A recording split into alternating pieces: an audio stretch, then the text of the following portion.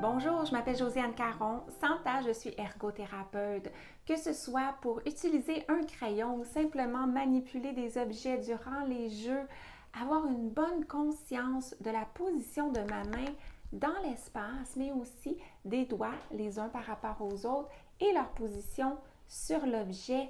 C'est une capacité essentielle, une capacité sensorielle qui va permettre à mes doigts d'utiliser le maximum de leur fonction pour mes activités de la vie de tous les jours. Certains adultes intéressés à développer une meilleure conscience de leur corps vont faire de la méditation.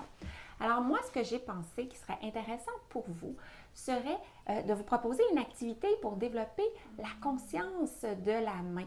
Alors, nous ferons non pas une méditation, mais bien une mainditation.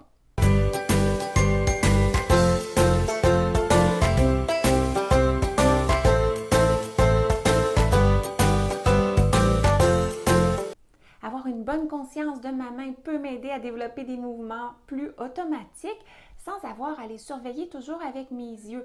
Par exemple, lorsque j'écris, eh bien, je peux ressentir comment est placée ma main et comment elle se déplace en fonction du crayon et pouvoir la réajuster selon les besoins. Sinon, je vais toujours avoir besoin de la guider avec mes yeux qui seront alors plus disponibles pour les autres choses que je dois accomplir en classe. Afin de bien percevoir ma main, mes muscles et les articulations qui sont dans ma main doivent envoyer des messages à mon cerveau qu'il doit reconnaître. Ces messages-là, ce sont de l'information tactile qui provient de la peau et de l'information proprioceptive qui provient des muscles et des articulations. Alors, dans la méditation d'aujourd'hui, nous allons faire vivre différentes expériences sensorielles à notre main sous un rythme lent et relaxant, permettant au cerveau de bien décoder les informations et de bien ressentir, prendre conscience de ce que la main est en train de vivre. Alors, voici la méditation. Bienvenue dans la méditation. Regarde autour de toi et trouve un endroit confortable et dépose-y doucement ta main pour qu'elle soit bien.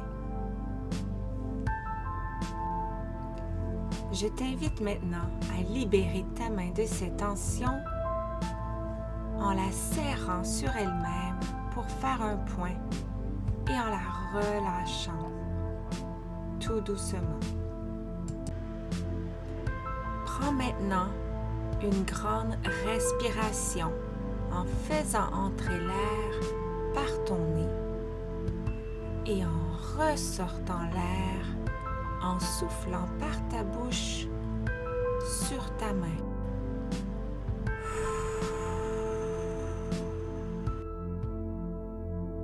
Maintenant, ferme les yeux et dessine le contour d'une de tes mains avec ton doigt de l'autre main.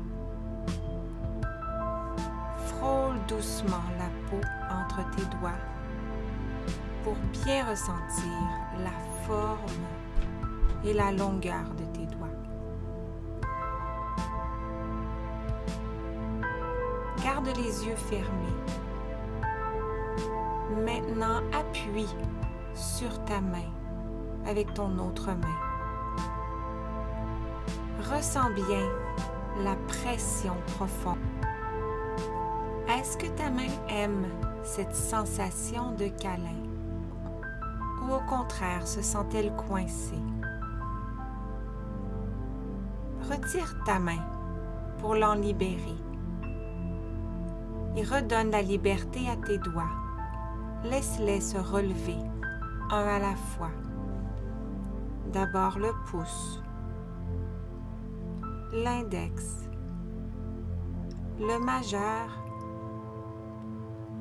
l'annulaire et enfin l'auriculaire.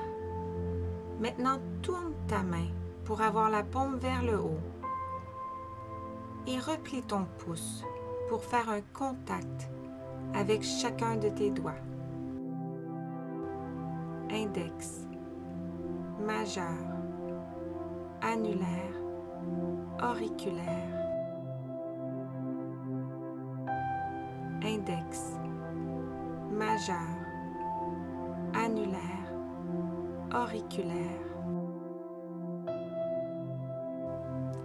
Offre maintenant à chaque doigt son propre câlin en le serrant avec ton autre main. Puis, dépose ta main et laisse-la profiter d'un peu de pluie.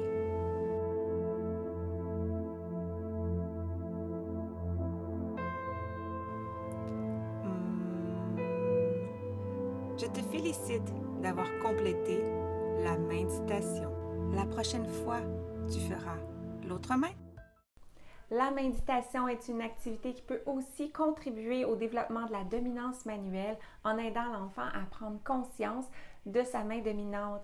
Si vous l'utilisez dans ce contexte-là, faire la méditation seulement avec la main dominante. Alors, j'espère que vous et votre main avez apprécié l'activité d'aujourd'hui. Voici ce qui conclut notre capsule de cette semaine, mais je serai de retour la semaine prochaine avec une nouvelle mini-formation pour apprendre de nouvelles idées d'activité, obtenir un nouvel outil et bien sûr des connaissances à ajouter à votre sac à outils, vous, les adultes qui aidez les enfants dans leur développement et leur fonctionnement. En tout temps, sur mon site web, vous pouvez venir trouver d'autres ressources. Il y a également des formations si vous souhaitez explorer plus en profondeur certains sujets. Bonne semaine!